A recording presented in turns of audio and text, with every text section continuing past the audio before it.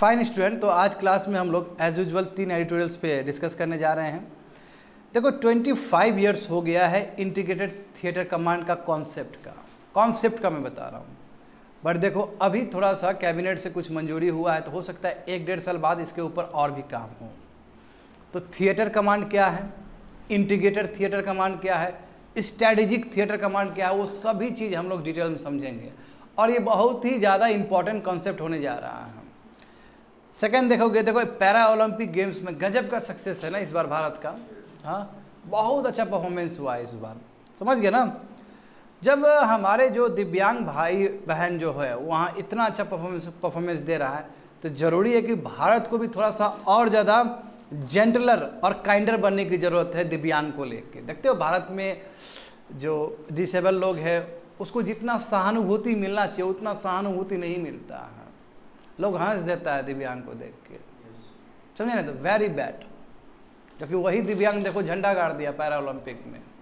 तो पहले तो सोसाइटी का मेंटेलिटी भी चेंज करने की ज़रूरत है। एंड लास्ट वन देखो, बीपाल एम रेजिमेंट, गजब का सक्सेस है ये, सक्सेस स्टोरी है भारत में। बीपाल एम रेजिम इंट्रोड्यूस कर दिया गया, एम भी आया है उसमें, एम वर्ड, नहीं तो आमतौर पर हम लोग बीपाल बोल रहे होते हैं। तो बीपाल एम रेजिम, इसमें 4 ड्रग्स होंगे, ठीक है। तो ये बहुत सुंदर कह सकते हो कि पहल है भारत में, जिसके वजह से बहुत सारे ट्यूबरक्लोसिस, स्पेशली वो ट्यूबरक्लोसिस जो कि मल्टी ड्रग रेजिस्टेंट वाला ट्यूबरक्लोसिस है, तो उसके लिए बहुत ही सुंदर ये तरीका डेवलप्ड हुआ है कंट्री में, that is called BPaL M regimen. इसको हम लोग डिटेल्स में समझेंगे। तो चलो देखते हैं। 25 years for the concept of the integrated theater commands, a reality shortly. GS paper 3 internal security. बात समझो स्टूडेंट। हाँ, देखो थिएटर कमांड, पहले बैकग्राउंड समझते हैं।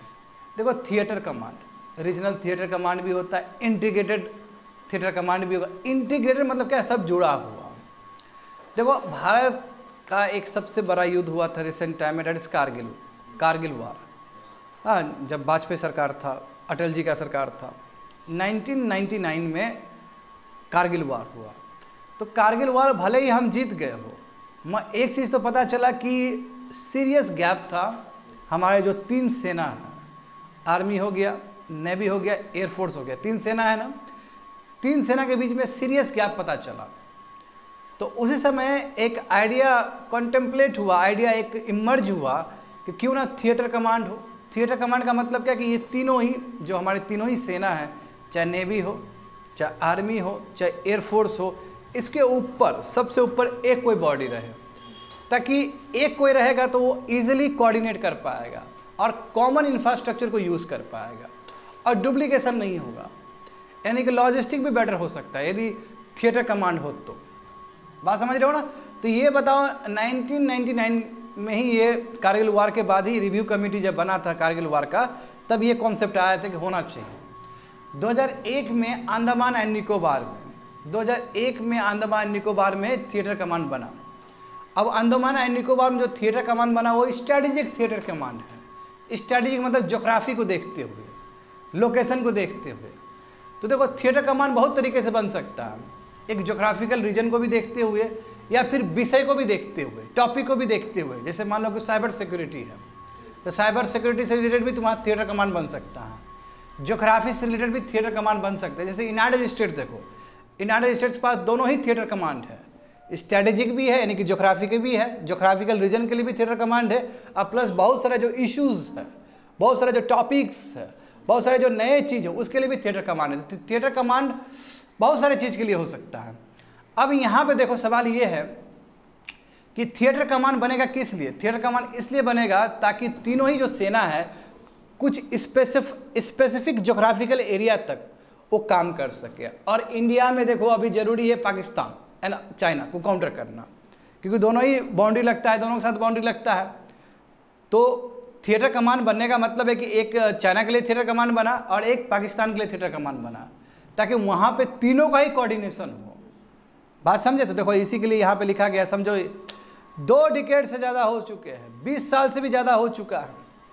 हाँ, अब एक तो जानते हो जो फर्स्ट ट्राई सर्विस कमांड, जो ट्राई सर्विस कह सकते हो, यानी कि तीनों ही जो पहली बार भारत में ऑपरेशनलाइज हुआ ट्राई सर्विस कमांड, यानी कि उसमें तीनों ही शामिल हैं, नेवी भी शामिल है, आर्मी भी शामिल है और एयरफोर्स भी शामिल है, वो अंडमान एंड निकोबार में किया गया था, 2001 के आसपास बनाया गया था। अब देखो यूनियन गवर्नमेंट ने मंजूरी दे दिया है, यानी कि यूनियन गवर्नमेंट चाहता है कि जो चाइना के साथ हमारा बाउंड्री लगता है, जो पाकिस्तान के साथ हमारा बाउंड्री लगता है, और एक इंडियन ओशन रीजन में जहाँ पे त्रिवेंद्रमपुरम में मैरीटाइम थिएटर कमांड बनने जा रहा है, अभी नहीं टाइम लगेगा, मतलब 3 जगह मंजूरी दे दिया है सरकार ने। तो थिएटर कमांड जो बनेगा 3 जगह बनेगा, 2 जगह तो तुम्हारा, एक तो पाकिस्तान के साथ, पाकिस्तान को काउंटर करने के लिए, एक चाइना को काउंटर करने के लिए, और एक मैरीटाइम को देखने के लिए। समझ गए ना? हाँ, एम्ड क्या है? एम्ड ये कि इंटीग्रेटेड वार फाइटिंग मशीनरी हो, यानी कि आर्मी के पास कुछ वेपन्स है, कुछ नेवी के पास वेपन्स है, कुछ एयरफोर्स के साथ कुछ वेपन्स है, सबको इंटीग्रेट करके, ठीक है, कंट्री को सुरक्षा प्रदान करना। बात समझ रहे हो ना? Integrated war fighting machinery developed हो। हाँ, matters pertaining to the integrated theatre command. हाँ, जो इंटीग्रेटेड थिएटर कमांड्स जो होगा, वो 2 दिन का अभी बैठक हुआ था, कॉन्फ्रेंस हुआ था लखनऊ में, वहीं से बात खुल के आया है। 2 दिन का भी कॉन्फ्रेंस हुआ था लखनऊ में, तो वहीं से बात उठ के आया कि चलो ठीक है, अब जो इतना लंबा वेट कर रहे थे, अब हम पूरा करने जा रहे हैं। तो देखो अभी भी कह सकते हो, अभी भी 1.5-2 साल लगेगा इसको फाइनल सेव लेने में। तो प्रेजेंट गवर्नमेंट ने मंजूरी दे दिया, बट इसको बनाने में भी टाइम लगा। अच्छा, CDS का व्यवस्था इसलिए लेकर आए थे हम लोग, मतलब जब से बिपिन रावत सर को CDS बनाए ना जी, तीनों ही जो सेना का जो प्रमुख होगा वो CDS होगा, और CDS 1 एमंग इक्वल है।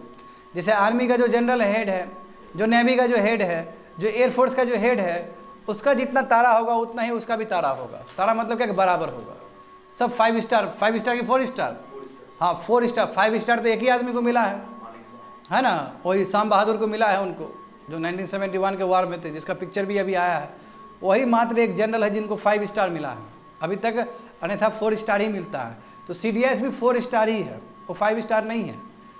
तो बात समझे, 1 एमंग इक्वल है, यानी कि नेवी का चीफ हो, आर्मी का चीफ हो या एयरफोर्स का चीफ हो, उसके बराबर ही एक रैंक होगा CDS का भी चीफ, और वो डिपार्टमेंट ऑफ मिलिट्री अफेयर्स को हेड करेंगे।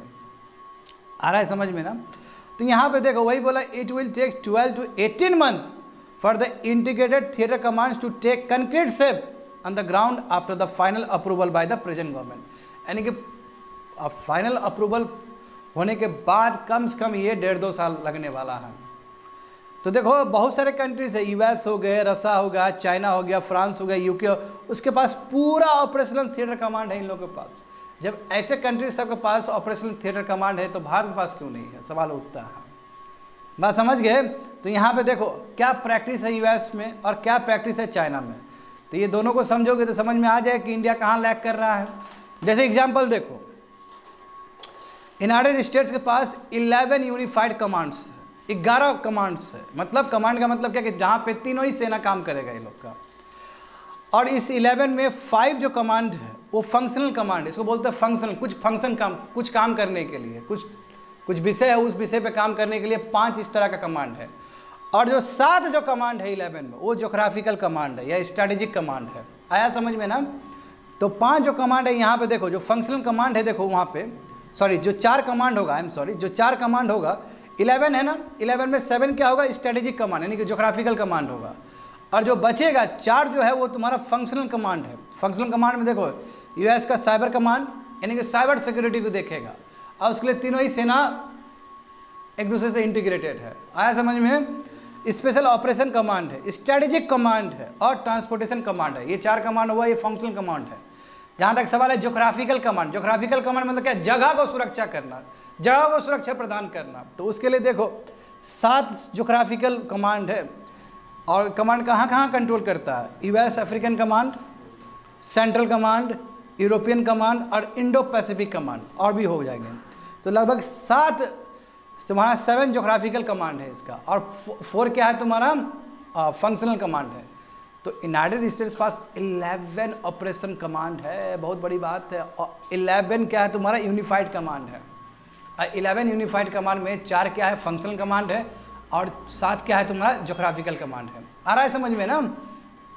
ये तो हो गया US का प्रैक्टिस। चाइना देखो, अब चाइना का जो जानते हो कि चाइना का जो आर्मी है वो दुनिया का सबसे बड़ा वर्क फोर्स है, largest active duty military force है वर्ल्ड का। इसके पास भी 5 थिएटर कमांड है विद्यार्थी लोग, 5 थिएटर कमांड। हाँ एग्जाम्पल देखो, ईस्टर्न, ये सब जोग्राफिकल कमांड बोलते हैं इसको, जोग्राफिकल कमांड ही है। ईस्टर्न कमांड है, वेस्टर्न कमांड है, नॉर्दर्न कमांड है, साउदर्न कमांड है और सेंट्रल थिएटर कमांड है। अब देखो ये जो इंडिया के साथ बाउंड्री लगता है ना चाइना का, तो उसके लिए देखो उसके पास वेस्टर्न कमांड है जो कि लगभग 3,500 kilometre line of actual control को देखता है उस तरफ से। इधर अरुणाचल प्रदेश में बाउंड्री लगता है ना, तो उसके लिए उसके पास ईस्टर्न कमांड है, यानी कि वेस्टर्न कमांड इधर वाला देखेगा, लद्दाख से लेके हिमाचल से लेके जो नेपाल तक है वो देखेगा, और उधर भूटान और अरुणाचल प्रदेश वाला है ना, तो उसके लिए ईस्टर्न कमांड है। तो देखो बहुत अच्छा डेवलप्ड है। सॉरी गलती हो गया हमसे। वेस्टर्न कमांड क्या है, पूरा लाइन ऑफ एक्चुअल कंट्रोल को देखेगा। जो ईस्टर्न कमांड है वो ताइवान और जापान को देखेगा। बात समझे, इसका मतलब चाइना में भी अच्छा खासा कमांड है, अच्छा खासा इन लोग का स्ट्रेटेजिक कमांड है, जगह को देखने के लिए कमांड बनाया गया है। तो चाइना का ईस्टर्न कमांड इंडिया का बाउंड्री को देखता है, और जो उन लोग वेस्टर्न कमांड इंडिया का बाउंड्री को देखता है, बट जो चाइना का ईस्टर्न कमांड है वो जापान और ताइवान को देखता है। इसका मतलब ये सब कंट्री में वेल फ्लडिश्ड है ये व्यवस्था। यूनाइटेड स्टेट्स में भी है, चाइना में भी है, जो कि हमारा पड़ोसी देश है। तो इंडिया में क्यों नहीं होना चाहिए? इंडिया में इतना क्यों समय लग गया? सवाल उठेगा ना। एक ही हमारे पास ट्राई सर्विस कमांड है, वो अंडमान निकोबार है, क्योंकि अंडमान निकोबार बहुत ही स्ट्रेटेजिक जगह है हमारे लिए।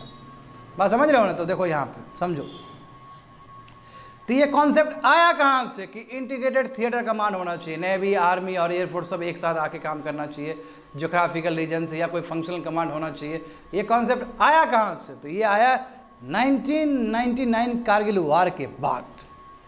हाँ, गवर्नमेंट और आर्म फोर्स को रियलाइज हुआ कि यदि 3 सर्विस को इंटीग्रेट कर देते तो रिसोर्सेज को ऑप्टिमम लेवल पे यूज़ कर सकते थे। नंबर 1, तो फर्स्ट ट्राई सर्विस कमांड जो हुआ है अंडमान निकोबार में सेटअप हुआ था 2001 में, उसके बाद हम छोड़ दिए।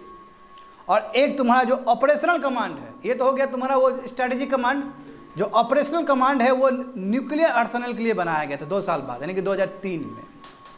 2003 में एक स्ट्रेटेजिक फोर्सेस ऑल्सो, यानी कि ये तुम्हारा क्या है, हाँ इसका मतलब यह है फंक्शनल कमांड है ये सेकंड वाला, क्योंकि फंक्शन देख रहा है ना। पहला वाला क्या है, स्ट्रेटेजिक है, वो लोकेशन वो ज्योग्राफिकल है, अंडमान निकोबार से रिलेटेड। दूसरा फंक्शनल कमांड, कहाँ पे, कंट्री का न्यूक्लियर आर्सेनल को देखने के लिए। आया समझ में? अब इंडिया प्लान कर रहा है कि हमारा भी इंटीग्रेटेड थिएटर कमांड हो, और इस कॉन्सेप्ट से हो कि 1 बॉर्डर 1 फोर्स, एक बॉर्डर है तो एक फोर्स होना चाहिए। एक फोर्स का मतलब क्या, आर्मी, नेवी, एयरफोर्स सब एक साथ होना चाहिए, समझे? तो इस हिसाब से हमारा 2 इंटीग्रेटेड थिएटर कमांड बनने जा रहा है। उसका हेडक्वार्टर समझो कि जयपुर में होगा, नॉर्थ इंडिया का जयपुर में होगा, और जयपुर से वही पाकिस्तान को हम लोग काउंटर करेंगे, पाकिस्तान को देखने के लिए। दूसरा लखनऊ में होगा, लखनऊ में जो इंटीग्रेटेड थिएटर कमांड बनेगा तो वो चाइना को काउंटर करने के लिए बनेगा। आ रहा है समझ में ना? और एक मैरीटाइम इंटीग्रेटेड थिएटर कमांड बनेगा तुम्हारा केरल में, त्रिवेंद्रमपुरम में। तो 3 थिएटर कमांड बनने का बात है, आने वाले समय में बनेगा। आ रहा है समझ में? वही स्ट्रेटेजिक फोर्सेस कमांड, एक फंक्शनल कमांड कह सकते हो, क्योंकि वो जगह हमारे लिए बहुत, न्यूक्लियर आर्सेनल बहुत स्ट्रेटेजिक है ना जी। हाँ, स्ट्रेटेजिक हम लोग ज्योग्राफी के साथ जोड़ के बोलते हैं, मगर यदि जैसे यूएस का देख रहे थे, जैसे चाइना का देख रहे थे, उस हिसाब से कहोगे तो ये फंक्शनल कमांड है। तो भारत में अभी तक एक ज्योग्राफिकल कमांड है, जैसे अंडमान निकोबार के रूप में, और दूसरा तुम्हारा एक फंक्शनल कमांड है जो कि न्यूक्लियर को देखने के लिए, क्योंकि न्यूक्लियर एनर्जी को प्रोटेक्ट करने के लिए बहुत जरूरी है कि नहीं है। भारत न्यूक्लियर ट्राइड बना ना 2016 में, INS आर्यन जैसे ही हम लोग स्टार्ट कर दिया तो न्यूक्लियर ट्राइड बना, तो उसके लिए हमें चाहिए फॉर प्रोटेक्शन। तो देखो हमारे, हाँ वही स्ट्रेटेजिक फोर्स कमांड या फिर कह सकते हो ऑपरेशनल कमांड 2003 में इस्टेब्लिश हुआ था। किस लिए? ताकि कंट्री का जो न्यूक्लियर आर्सेनल है उसको प्रोटेक्ट करे, न्यूक्लियर वेपन्स को हम लोग प्रोटेक्ट कर सके। तो कोई पूछेगा कि अभी तक कितना थिएटर कमांड है, तो full fledge integrated theatre command नहीं है हमारे पास। ट्राई सर्विस कमांड भले ही वो अंडमान निकोबार के लिए बनाया गया हो, इधर तुम्हारा स्ट्रेटेजिक कहो या फिर तुम फंक्शनल कमांड कहो, ये न्यूक्लियर के लिए बना। रियल सेंस में हमें चाहिए चाइना को काउंटर करने के लिए, और पाकिस्तान को काउंटर करने के लिए, और इंडियन ओशन रीजन को काउंटर करने के लिए। Very very important. जिस हिसाब से चाइनीज़ का फोरे इंडियन ओशन रीजन में बढ़ रहा है, उस हिसाब से हमें इंटीग्रेटेड थिएटर कमांड वहाँ पे भी चाहिए। तो देखो आगे, तो what is the organisational structure which is being planned for integrated theatre command in India. तो स्ट्रक्चर क्या होगा, इसका आकार क्या होगा, किस तरह का स्ट्रक्चर में बनेगा इंटीग्रेटेड थिएटर कमांड। तो अनलाइक चाइना और यूएसए, चाइना और यूएसए छोड़ दो, इन लोगों का अपना है। हमारे पास देखो, हमारे पास जो बनेगा वो इसी कॉन्सेप्ट बनेगा कि 1 बॉर्डर 1 फोर्स, एक बॉर्डर है तो एक फोर्स होगा, यानी कि चाइना के साथ हमारा एक बॉर्डर लगता है तो तीनों आर्मी इंटीग्रेटेड होकर वहाँ पे बैठेंगे। पाकिस्तान के साथ बाउंड्री लगता है तो वहाँ पे तीनों लगेगा, यानी कि वही तीनों, एक बॉर्डर है तो एक फोर्स रहेगा वहाँ पे। हाँ, यहाँ पे देखोगे स्टूडेंट, इन इंटीग्रेटेड थिएटर कमांड 1 कमांडर जो सबसे सीनियर होंगे ना, वही CDS का हो गया, वो सबको यानी कि सबको क्या करेंगे, टेक इंचार्ज करेंगे, यानी कि तीनों सर्विस का सबसे हेड होंगे CDS, एक पर्टिकुलरली ज्योग्राफिकल थिएटर में। जो ITC चीफ होंगे उसके पास पूरा पावर होगा कैसे रिसोर्सेज को मोबिलाइज करे, कैसे आर्मी, एयरफोर्स, नेवी का जो भी रिसोर्सेज हो कैसे ऑप्टिमम यूज़ करे। क्योंकि दिक्कत तो यही हुआ कारगिल वार के बाद, कारगिल वार में यदि तीनों सेना का ठीक से कोऑर्डिनेशन होता तो और बेटर तरीके से हम लड़ सकते थे, और भी जो डेथ कैजुअलिटी हुआ उसको रोक सकते थे। बहुत ज़्यादा डेथ हुआ था कारगिल वार में, कारण यही कि कोऑर्डिनेशन अच्छा नहीं था। एक प्रॉब्लम ये भी है कि कोई सेना हो, चाहे आर्मी हो, चाहे नेवी हो, वो अपना पावर को डायल्यूट नहीं करना चाहता। वो सोचता है कि हमारा हेजीमोनी हम क्रिएट करके रखें, तो उन लोगों का हेजीमोनी क्रिएट करने के चक्कर में प्रॉब्लम हो जाता है। तो इसलिए CDS वाला व्यवस्था बहुत ज़रूरी है। और CDS बनाया इसलिए गया था, वो स्टार्टिंग ही इसलिए था कि ठीक से कोऑर्डिनेशन हो सके। तब जब तीनों सेना का कोऑर्डिनेशन ठीक से होगा तभी तो थिएटर कमांड बनेगा। तो at all the theatre commands will, देखो वही बोला, जितने भी थिएटर कमांडर्स है वो किसको रिपोर्ट करेंगे, डिपार्टमेंट ऑफ मिलिट्री अफेयर्स। और डिपार्टमेंट ऑफ मिलिट्री अफेयर्स को जो हेड करेगा वो और कोई नहीं, CDS होगा। तो जाहिर सी बात है CDS सबको देखेगा, वही चीफ ऑफ डिफेंस स्टाफ। तो अभी प्रेजेंट देखोगे तो भारत पास 17 सिंगल सर्विस कमांड है, सिंगल यानी कि आर्मी सिंगल है, नेवी अलग है, एयरफोर्स अलग है। 17 कंट्री में 17 सिंगल सर्विस कमांड्स है। आर्मी का 7 है, एयरफोर्स का 7 है और नेवी का 3 है। सिनर्जी नहीं है, जितना सिनर्जी होना चाहिए उतना नहीं है। यदि सबको इंटीग्रेट कर दिया जाए तो जो भी लॉजिस्टिक है, जो भी इंफ्रास्ट्रक्चर, कॉमन इंफ्रास्ट्रक्चर बन सकता है ना, तो उससे भारत को फ़ायदा होगा। तो अभी तक तो हमारे पास है मगर सिंगल सर्विस कमांड है, जो कि नीड ऑफ द आवर ऐसा नहीं है। नीड ऑफ द आवर क्या है, इंटीग्रेटेड होना चाहिए। आया समझ में? तो थिएटर कमांड का बहुत इंपॉर्टेंट रेलेवेंस स्टूडेंट। और इस बार भी जहाँ तक मुझे याद है 2024 में इसी बार के प्रीलिम्स में एक क्वेश्चन पूछा था, इससे संबंधित, CDS से संबंधित पूछा था, थिएटर कमांड से संबंधित पूछा था। जाके रिविजिट करोगे क्वेश्चन तो शायद कुछ बन जाए तुम लोग का, ठीक है। यानी तो आफ्टर दिस क्लास उसको एक्सप्लोर करते कि कहाँ तक उस क्वेश्चन के आसपास हम लोग पहुँचे हैं इस एडिटोरियल से।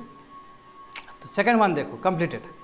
दूसरा देखो, पैरा ओलंपिक गेम्स में ह्यूज सक्सेस भारत का है ना। तो चाहिए भारत, देखो इतना सक्सेसफुल इवेंट रहा, हमारे डिसेबल ने परफॉर्म करके दिखाया वहाँ पे, हमारे दिव्यांग भाइयों और बहनों ने बहुत अच्छा परफॉर्म करके दिखाया है। तो ज़रूरत है कि भारत को थोड़ा काइंडर बनने का, जेंटलर बनने का दिव्यांग को लेके। तो GS paper 2 social justice and governance. तो यहाँ पे देखो बच्चे लोग, मार्वेलस परफॉर्मेंस इस बार इंडियंस का, समझे ना। अच्छा, समर पैरा ओलंपिक्स, अच्छा पैरा वर्ड है, पैरा मतलब क्या, ये भी चल रहा है ये भी चल रहा है, पैरेलल, तो ये भी पैरेलल चल रहा है। अच्छा, ये शुरुआत कहाँ से हुआ, ये शुरुआत कहाँ पढ़ रहे थे हम इसके बारे में हल्का सा। ये शुरुआत हुआ देखो जब सेकेंड वर्ल्ड वार हुआ, तो सेकेंड वर्ल्ड वार के बाद कई लोग घायल हो गए, बहुत सारे लोग घायल थे, और ये लोग बहुत अच्छे एथलीट लोग थे, ये लोग चाहते थे कि हम भी पार्टिसिपेट करें। तो सबसे पहले जो गेम हुआ था, इनफॉर्मल गेम हुआ था, ये UK में हुआ था, लंदन में हुआ था, और फिर उसके बाद आस्ते आस्ते फिर उसको ओलंपिक में भी शामिल किया गया। तो 60s के बाद देखोगे तो ओलंपिक में ये नॉर्मल ट्रेंड हुआ। ये पैरा ओलंपिक कोई नया चीज़ नहीं है वर्ल्ड के लिए, ये 60s से ही पूरी तरीके से फॉर्मलाइज्ड हो गया, ये स्ट्रक्चर ये अपना बना लिया।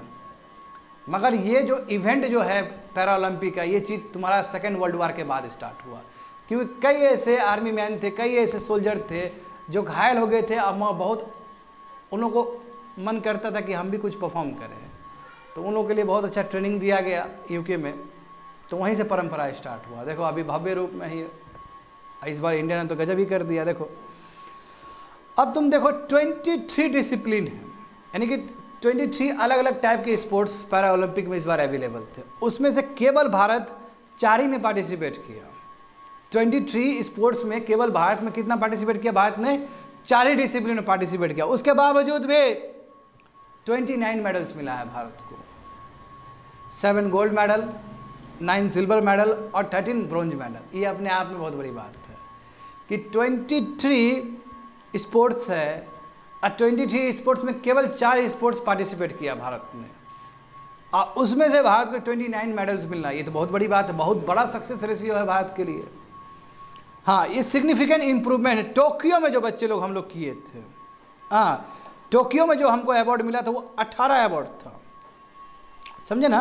वही बोला, it is a significant improvement from the 19 eight Tokyo, with India also increasing medal tally ranking from 24 to 18। यानी कि टोक्यो कंपेयर में भारत का रैंकिंग अभी बहुत ज़्यादा बेटर हुआ है, भारत का रैंकिंग बहुत ज़बरदस्त हुआ है। उस समय हमारा रैंकिंग 24 था, जैसे रैंकिंग होता है ना, तो अभी हमारा 18 रैंकिंग है, जो कि बहुत बढ़िया बात है।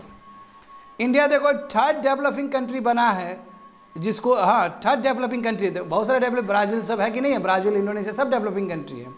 भारत 3rd डेवलपिंग कंट्री है जो कि टॉप 20 लिस्ट में आया है। हाँ, ब्राज़ील से हम पीछे हैं। ब्राज़ील कितना है, 6 नंबर में। उज्बेकिस्तान कितना, 13 नंबर में है। डेवलपिंग कंट्री में देखोगे तो इंडिया क्या है, 3rd पे है, बहुत बड़ी बात है।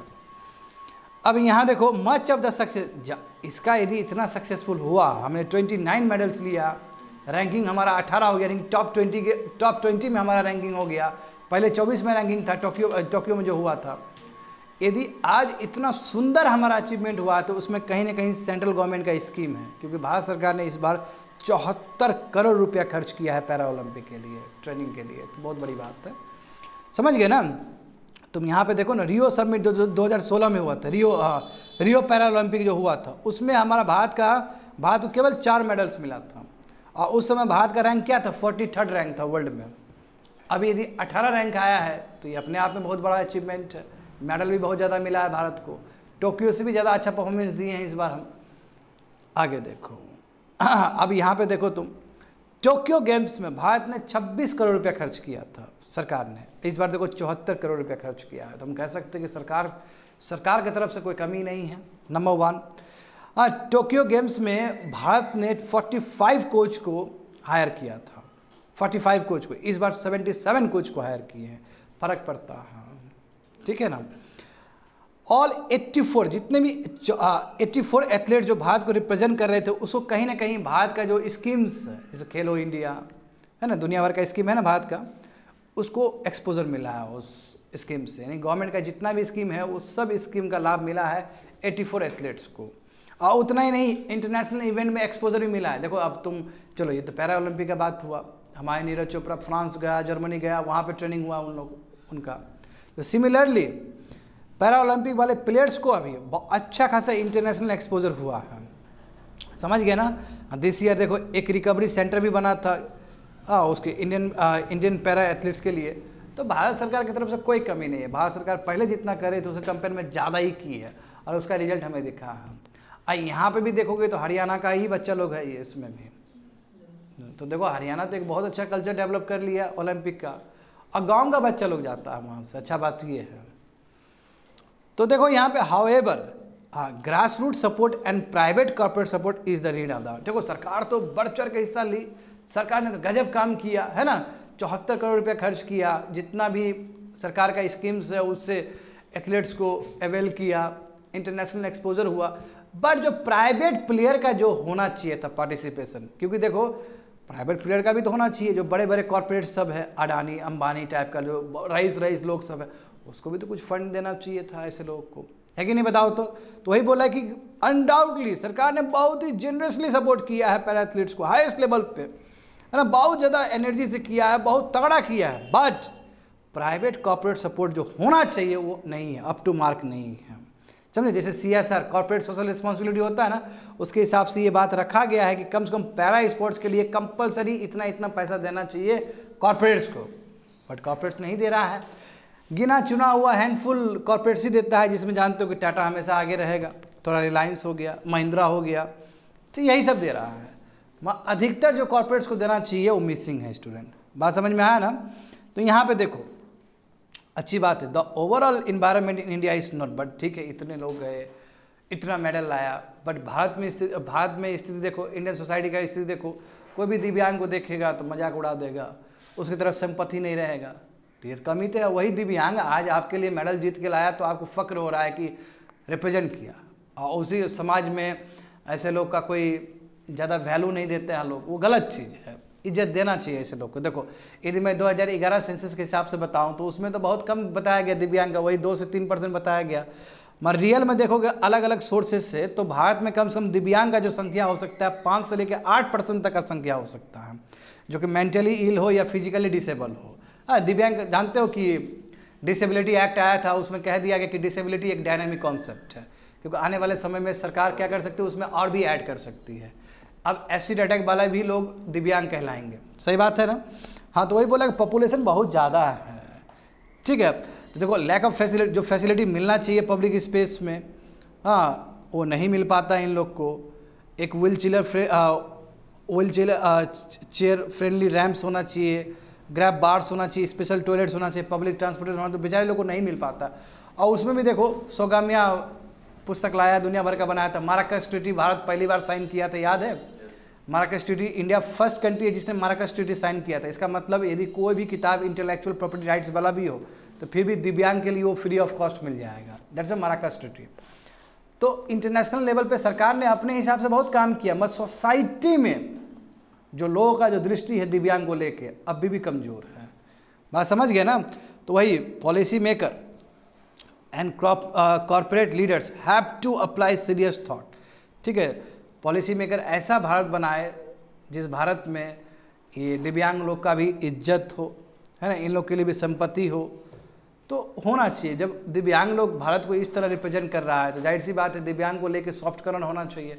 नहीं देखते हो समाज में कोई छोटा हाइट का आदमी दिखा, कोई एसिड अटैक वाला आदमी दिखा, कोई लंगड़ा दिखा तो आदमी हंस देता है। वही लंगड़ा देखो अभी जोविलियन थ्रेड कर रहा है वहाँ पे, हाँ वही देखो ये उस लड़के का वो आया ना इंटरव्यू, कितना अच्छा लग रहा है देखने में। उसको पूछा जा रहा है कि विराट पसंद है कि तो रोहित पसंद है, तो एक ही बार बोला रोहित शर्मा पसंद है। तो उसका अभी आया है एक बहुत अच्छा इंटरव्यू है, कल देख रहे थे हम, बहुत सुंदर इंटरव्यू है। तो मोदी जी से जो मोदी जी कितना अच्छा से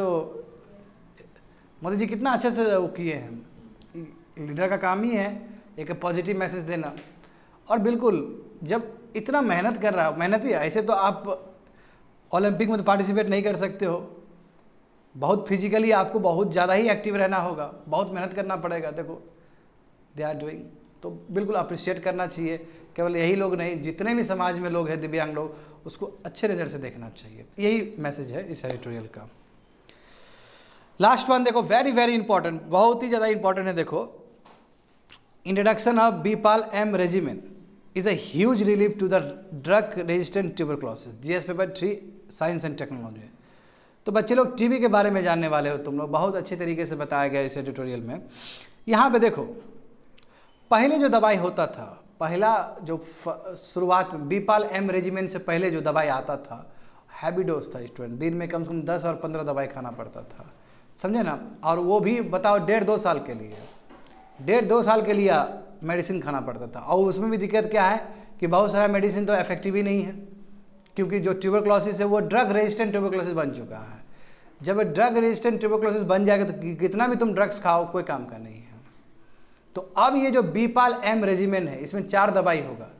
अब इसमें कितना है, दिन में तुमको 3 टैबलेट लेना है, 3 से लेकर 4 टैबलेट लेना है, और ज़्यादा भी नहीं, ओनली 6 मंथ तक लेना है। और रिजल्ट बेटर है, रिजल्ट बहुत ज़्यादा अच्छा है। तो देखो union health ministry recently introduce किया regimen for drug resistant tuber, यानी कि जितने भी ट्यूबरक्लोसिस है जो ड्रग रेजिस्टेंट है, ड्रग रेजिस्टेंट मतलब क्या कि दवाई जितना भी खा रहे हो फिर भी ट्यूबरक्लोसिस ठीक नहीं हो रहा, उस तरह का जो ट्यूबरक्लोसिस है उसके लिए हमारे जो यूनियन हेल्थ मिनिस्ट्री है उन्होंने कुछ नया ट्रीटमेंट के लिए बनाया है। और क्या बना है देखो, वही है बीपाल एम रेजिमेन। इसका मतलब 4 ड्रग्स होगा, बेडाक्विलिन, प्रेडिमोनिंट, लिनोजोलिड एंड मोक्सीफ्लॉक्सिन, ये 4 दवाई है, ठीक है, याद कर लोगे, ये सब इंपॉर्टेंट है। तो इसका कम्बिनेशन है, समझे ना, इसका कम्बिनेशन में इसी को बोलते हैं बीपाल एम रेजिमेन। अब इससे उम्मीद लगाया जा रहा है कि जितने भी मल्टी ड्रग रेजिस्टेंट ट्यूबरक्लोसिस से जो ग्रसित है पेशेंट्स, वो ठीक हो जाएंगे इससे। हाँ, जो नॉर्मली आइजोनाइजिड एंड रिफापिन से ठीक नहीं होते, ये भी दवाई का लाइन है, first line of tuberculosis medicine से ये जो उससे ठीक नहीं हो रहे हैं, जो कि नॉर्मली दिया जाता है, बट ये बीपाल एम रेजिमेन का सेवन करेंगे तो ठीक हो जाएंगे। समझे ना। तो इससे देखो फ़ायदा क्या है, जैसे कि मैंने पहले भी कहा, इससे फ़ायदा ये कि ज़्यादा दवाई नहीं लेना पड़ेगा, दिन में आपको 3 या 4 टैबलेट लेना होगा, और ट्रीटमेंट पीरियड भी बहुत कम है, ओनली योर 6 मंथ, 6 मंथ तक खाओ, ठीक हो जाओगे। समझ गए ना। आगे देखो, तो भारत का क्या टारगेट रहा है ट्यूबरक्लोसिस को लेकर। तो भारत ने पहले से ही कहा है, जोर शोर से कहा है कि जो United nation sustainable development goal है, उसमें 17 गोल है ना जी, 17 गोल में एक ट्यूबरक्लोसिस को भी खत्म करने का बात था उसमें 2030 तक। तो भारत ने कहा कि हम 2025 तक ही कर देंगे, मगर बहुत मुश्किल है। अभी भी सबसे ज़्यादा इंडिया ही बर्डन शेयर करता है ट्यूबरक्लोसिस का। और उतना नहीं, इंडिया में देखो 75,000 ऐसे पेशेंट है, टीबी के ऐसे पेशेंट हैं जो कि मल्टी ड्रग रेजिस्टेंट ट्यूबरक्लोसिस का सामना कर रहे हैं। यानी कि नॉर्मल ट्यूबरक्लोसिस नहीं है बच्चे लोग, ये मल्टी ड्रग ट्यूबरक्लोसिस है, यानी कि दवाई खा रहे हैं मगर कोई असर नहीं पड़ रहा है। फर्स्ट लाइन ऑफ मेडिसिन खा रहे हैं, वो उससे भी कोई फर्क नहीं पड़ रहा है। सेकंड लाइन ऑफ मेडिसिन खा रहे हैं, उससे भी फर्क नहीं पड़ रहा है। बट अभी जो बीपाल अहम रेजिमेंट आया, पक्का उससे फर्क पड़ेगा इसमें। आया समझ में ना। तो देखो वही अब टीबी एलिमिनेट करना है, तो क्या डेफिनेशन होता है टीबी एलिमिनेट का डेफिनेशन। देखो, इराडिकेट करना अलग बात होता है, एलिमिनेट करना अलग बात। इराडिकेट का मतलब 0, एलिमिनेट का मतलब है कि 10 लाख में एक ही पेशेंट होना चाहिए, 10 लाख में, समझे ना। यानी कि 1 मिलियन में एक पेशेंट हो तो कहेंगे कि टीबी उस कंट्री से एलिमिनेट हो गया। बात समझ गए ना। और ये हर बीमारी के लिए अलग अलग आंकड़ा होता है। तो टीबी को एलिमिनेट करना है तो कम से कम एक ही बीमारी होना चाहिए, 10 लाख लोगों में एक ही आदमी ग्रसित होना चाहिए। यदि उससे ज़्यादा है तो फिर नहीं होगा एलिमिनेट। बात समझ गया ना। हाँ, देखो भारत सरकार ने 2018 से स्टार्ट किया वही निश्चय पोषण योजना। इसके अंतर्गत जितने भी ट्यूबरक्लोसिस से रिलेटेड जो पेशेंट्स से जो जा रहे हैं ट्रीटमेंट, उसको हर महीना ही 500 रुपये मिलेगा अपने अकाउंट में। तो ये तब तक रहेगा जब तक वो टीबी पेशेंट्स अपना क्योर करवा रहे हैं। समझ गए। तो वही बोला कि 500 रुपया पर मंथ मिलेगा for the entire duration of treatment. तो ट्यूबरक्लोसिस होता क्या है student, what is the meaning of tuberculosis. तो समझो, देखो जो ट्यूबरक्लोसिस है ये इन्फेक्शियस डिजीजेस। किसी को टीबी हुआ है तो उसके आसपास नहीं रहना चाहिए, नंबर 1, ठीक है। ज़्यादातर ये इससे क्या है, लंग्स प्रभावित होता है, फर्स्ट वन। लंग्स को अधिकतर प्रभावित करता है ट्यूबरक्लोसिस। मगर ट्यूबरक्लोसिस का जो बैक्टीरिया होता है वो हमारे सभी आदमी के अंदर प्रेजेंट होता है। नीचे देखो, फिगर देखो, तो नीचे जाओ, हाँ नीचे देखो, वहाँ पे ये इन्फेक्शियस डिजीजेस है, एक बैक्टीरिया का बेस होता है। उस बैक्टीरिया का नाम है माइकोबैक्टीरियम ट्यूबरक्लोसिस। ये बैक्टीरिया का नाम ही है माइकोबैक्टीरियम ट्यूबरक्लोसिस। और ये हर इंसान के अंदर होता है, ऐसा नहीं कि जो टीबी पेशेंट है उसी के अंदर है, ये सभी आदमी के अंदर होता है। मगर आपका यदि इम्यून सिस्टम वीक हो गया, जो आपको खाना चाहिए, बैलेंस डाइट खाना चाहिए, यदि आप नहीं खा पा रहे हो, आपको ठीक से न्यूट्रिशन नहीं मिल रहा है, तो आपको ट्यूबरक्लोसिस हो जाएगा। तो इसलिए ट्यूबरक्लोसिस नहीं हो इसके लिए खाना खाना बहुत ज़रूरी है, बैलेंस डाइट खाना ज़रूरी है, नंबर 1। बात समझे। देखो इसमें क्या लिखा गया कि मोस्टली ये लंग्स को इफेक्ट करता है, मोस्टली अधिकतर टाइम क्या करता है, ये लंग्स को अटैक करता है। जब लंग्स को अटैक करेगा तो इस ट्यूबरक्लोसिस क्या कहेंगे, पल्मोनरी ट्यूबरक्लोसिस कहेंगे।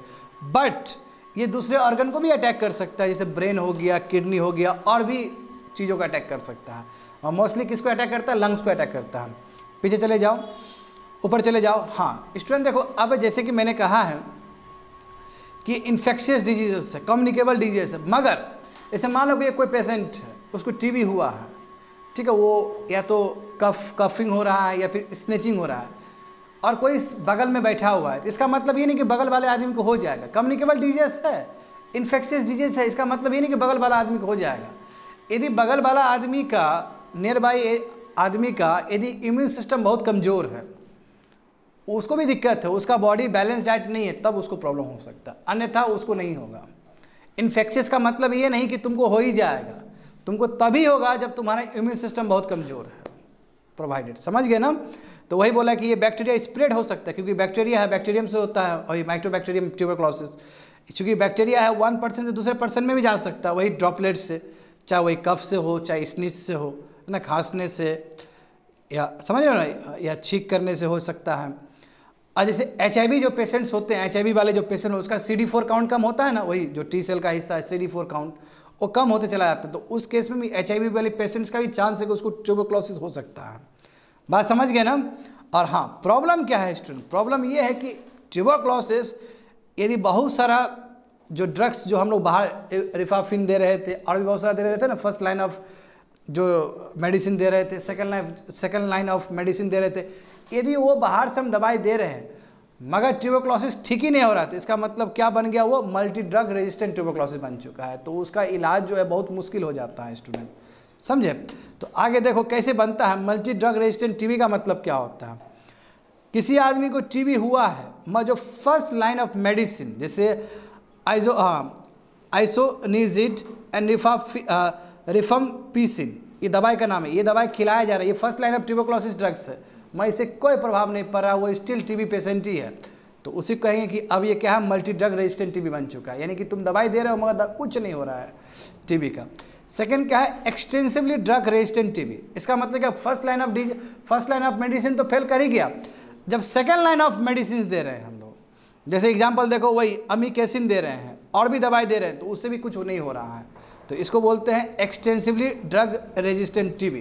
तो मल्टी ड्रग रेजिस्टेंट टीबी या एक्सटेंसिवली ड्रग रेजिस्टेंट टीबी दोनों को जोड़ दोगे तो ये क्या हो जाएगा, तुम्हारा ड्रग रेजिस्टेंट टीबी हो जाएगा। दोनों को करोगे, दोनों को ही जोड़ कहोगे कि ड्रग रेजिस्टेंट टीबी है। इसी के लिए बच्चे लोग 75,000 लोग हैं ना अभी भी भारत में जो इस दोनों चीज़ से ग्रसित है, तो उसी के लिए बीपाल एम रेजिमिन सबसे बेहतरीन उपाय है, समझ गए। तो देखो वाई द नॉर्मल ट्यूबरक्लोसिस, आखिर नॉर्मल ट्यूबरक्लोसिस क्यों एमडीआर टीबी और एक्सडीआर टीबी बनता है, सवाल तो उठना ही चाहिए।